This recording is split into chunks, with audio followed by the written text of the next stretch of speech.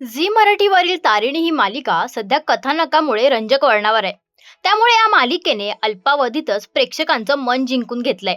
दरम्यान मालिकेत केदारच्या वडिलांचं सत्य समोर आलंय. तर आता मालिकेत आणखी एक ट्विस्ट आल्याचं पाहायला मिळतंय. झी मराठी वाहिनीने नुकताच मालिकेचा एक नवीन प्रोमो शेअर केलाय, ज्यात दयानंद म्हणजेच केदारचे बाबा हॉस्पिटलमध्ये ऍडमिट असतात. त्यावेळी कौशिकी तिथे असते.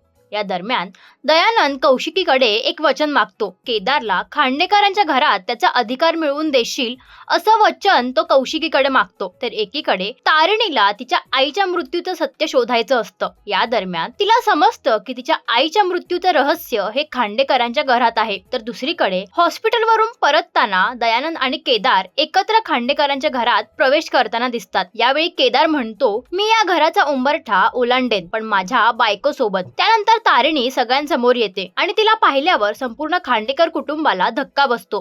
म्हणजेच केदार आणि तारिणीचं मालिकेत लग्न झालेलं पाहायला मिळतंय. तर आता तारिणीला खांडेकर कुटुंब स्वीकारणार का? तारिणी आणि केदारचं लग्न मालिकेत कोणता नवीन ट्विस्ट आणणार, हे मालिकेत पाहणं रंजक ठरणार आहे. तर सध्याच्या ट्रॅक बद्दल तुमचं काय मत आहे हे आम्हाला कमेंट्सद्वारे नक्की कळवा.